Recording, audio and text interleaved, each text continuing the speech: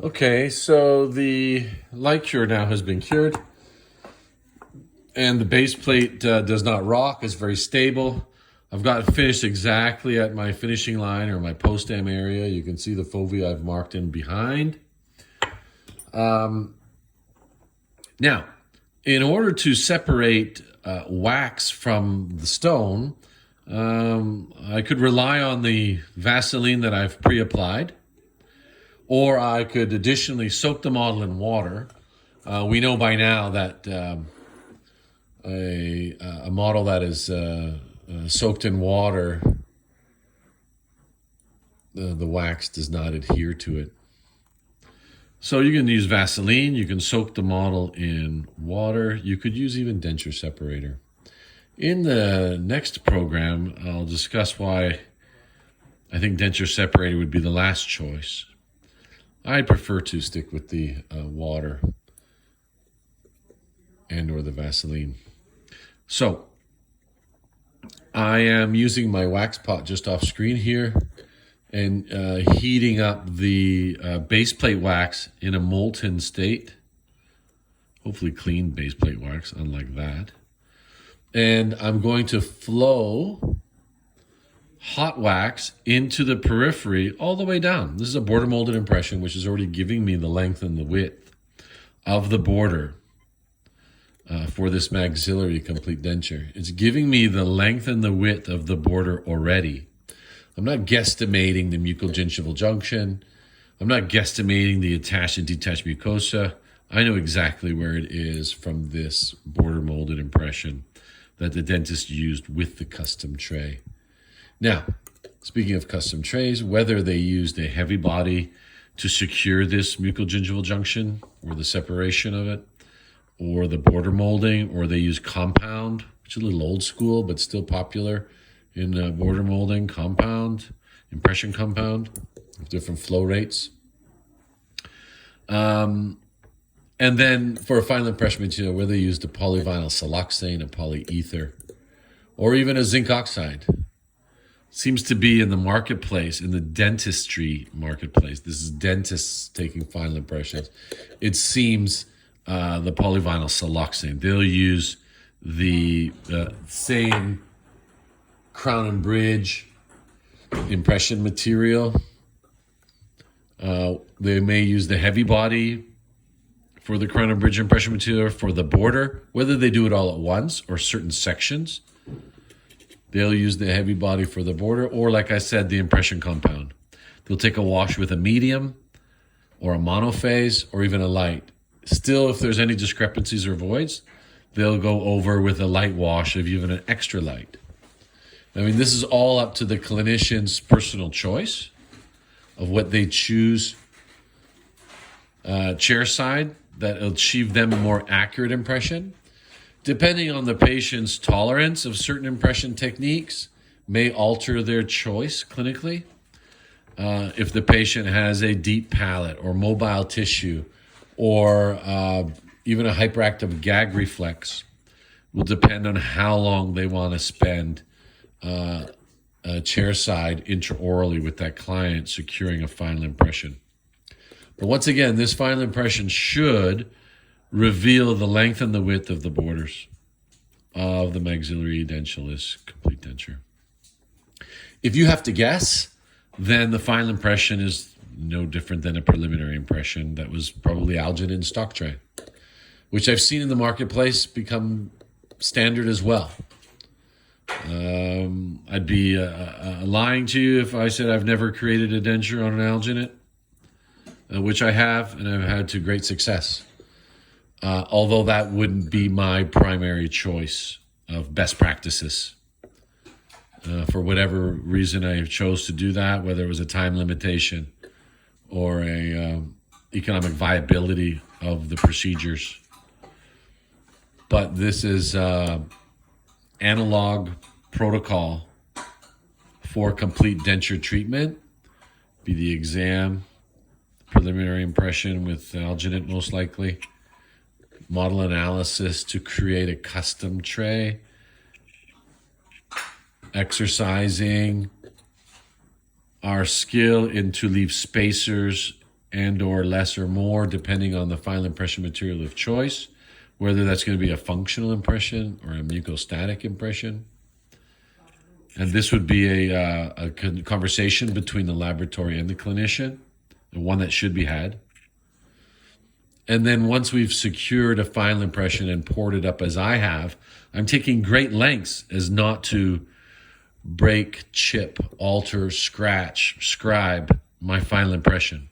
If this gets destroyed, this is my only communication between me and the patient and the final prosthetic. This final impression has to be handled with care, created with care. Unlike our preliminary impressions where I've seen some of people drop them down the hallway and just ask me for another one. Oh, I need another model, or I need to pour another model.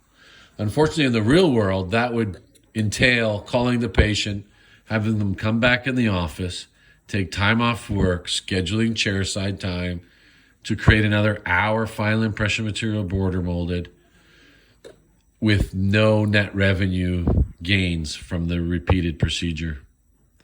So that would be a true negative, I think, and one that's got to be learned really quickly.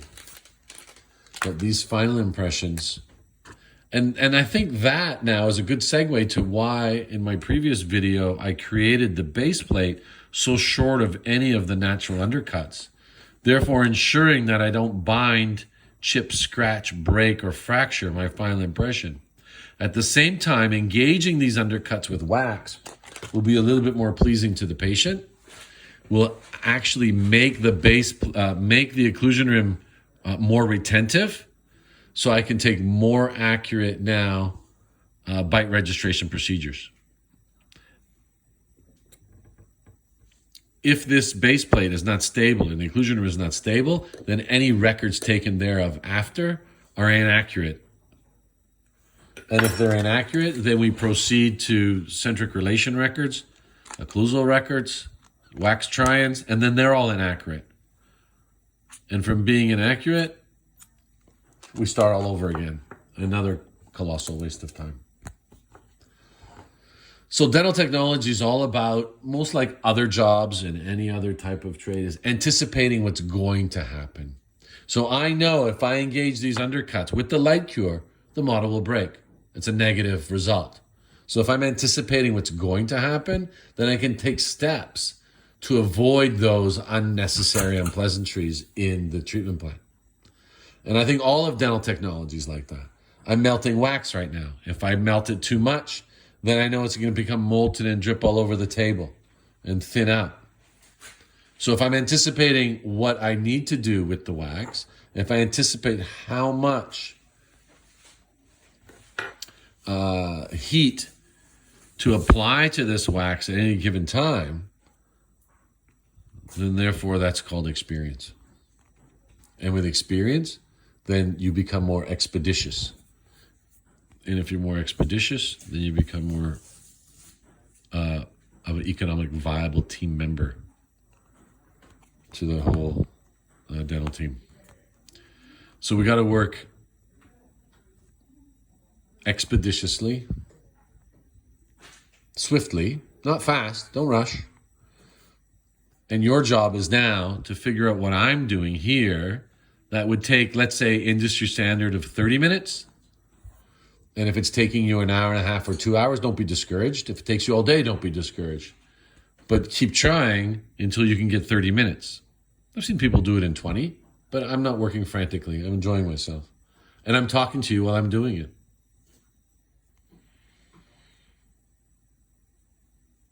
And then it just becomes second nature, and we won't even think about what we're doing. We just go ahead and do it. I think it's almost like if you've driven to the same destination many times, you've built in a mental memory of the road. You don't think about left turn, right turn, where am I going, and am I going the right direction? You just know where you're going. So, and that's a good analogy. Maybe an analogy is not the right word. It's a good example. So with this occlusion rim, I already know, I have a mental image in my mind, which some of you may not right now. Hopefully you have after the first 6, that this is going to be 22 millimeters. It's going to be slightly off the ridge, 22 millimeters will be measured from the end, just adjacent to the anterior midline. The borders are going to be fully waxed and smooth. I see many of you not using the wax hot enough. I was a student once too, and I always wanted to use the tools. But the best tools you have are the hands that you have. The more you can shape this with your hands, the better success you will have. And the reason why people don't use their hands right away is because you don't feel comfortable in manipulating the materials. I can give you an example. I was making a pizza the other day, rolling out the dough. My son, who had worked at a pizza shop, has rolled thousands of pizzas. I was on my 5th one. So who do you think had more confidence in handling the dough to roll it out to create this large pie that we had for dinner? Yeah, you guessed it, Junior. Senior here had flour all over himself, all over the floor, dough sticking to the rolling pin, and a little frustration set in that I couldn't get this dough to sit where I wanted. And that's what I see when I see you making these occlusion rims. Frustration setting in. You can't get the wax to go where you want the wax to go. You can't control it. If you notice what I've done here, do you see any wax on the model? No. There will be no wax on the model, so therefore I'm not going to put it on the model. If I choose to put wax on the model as such, then I've just created more work because now I have to take the wax off. No different than making the pizza. I put flour on the floor. That's not going to help us for dinner. I created more work in cleaning the kitchen floor from flour. Now, maybe I didn't have an image. Maybe I had an image of Luigi flinging dough up in the air, spinning it. Maybe I had that image in my mind from television. But now you have this YouTube video to put into your vision of how this occlusion rim is created. I would consider this, let's say, Occlusion Rim 101 average. I don't think it's anything special. I don't think it's anything a far departure from the marketplace. I think it to be average. If we talk economically, this is a $48 roughly product. But it's not so much that, the patient can function with an occlusion rim. The occlusion rim is basically the loss leader or the tool to the final prosthetics. I mean, it's step 5 in the analog workflow. Without it, we can't go on to the next step. So it's a necessary object, a necessary tool. So as you can see, I've kept the wax really warm. If it starts to get cool on you, you can get your alcohol torch, reheat it, reshape it. And I am going, basically, in my mind, I have a vision of what the occlusion rim should look like. So I am going, let's say, as the crow flies, the GPS destination I've plugged in for occlusion rim. I'm not making a left turn. I'm not making a right turn. I'm not creating extra jobs. I'm not making it 27 millimeters when I know it's 22. I'm going to make it 23 so that I only have to reduce it 1. I have visually in my mind what 22 millimeters is. And it's there because I've done so many. And it'll be there for you too if you're just patient. If I get my ruler, since we're talking about measurements, I've made a notch even for you to measure. And here I am at 24 millimeters. So I'm 2 millimeters higher. But I've left room now to shape the rim. I'm going to get my rim former.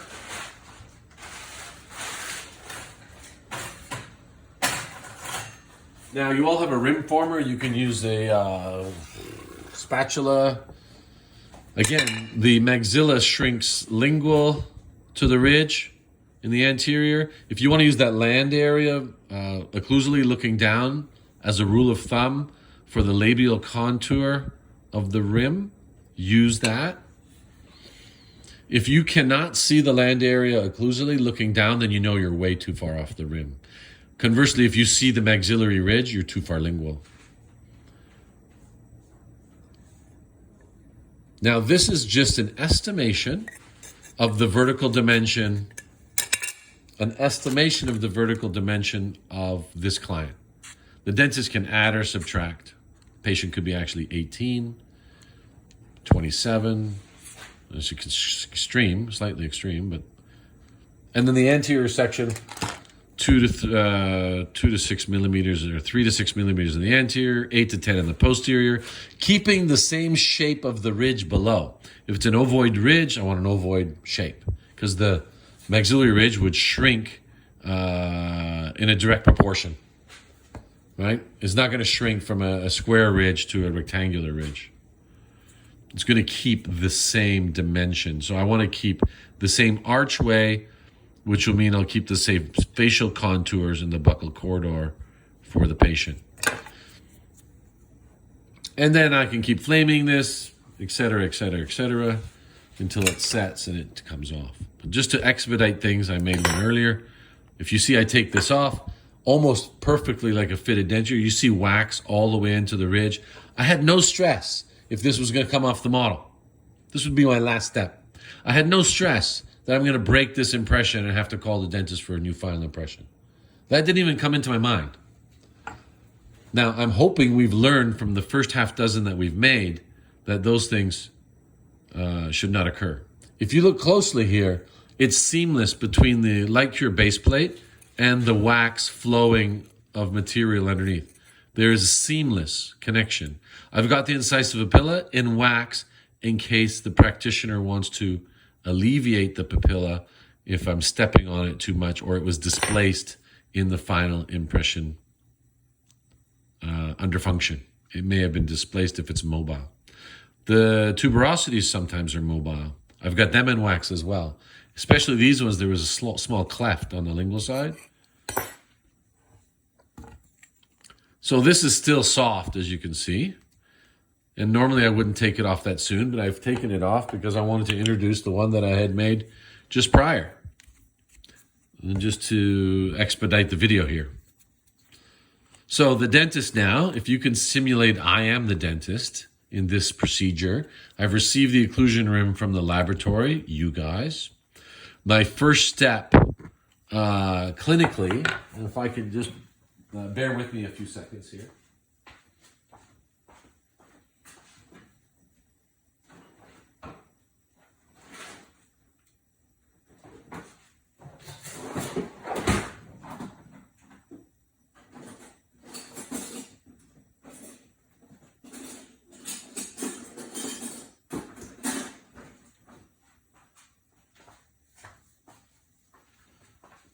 The first step the dentist is going to do after receiving your occlusion rim is probably assess it for neatness, accuracy. Probably check it to see it's the right patient. That would be embarrassing if they're working on multiple cases and then now try to insert this occlusion rim into the wrong client. I think over 40 years, I've almost done that once, but caught myself just prior. I had a Mr. and Mrs. team in the room at the same time, and I picked up Mrs. and tried to insert it in Mr. That was almost caught myself just before.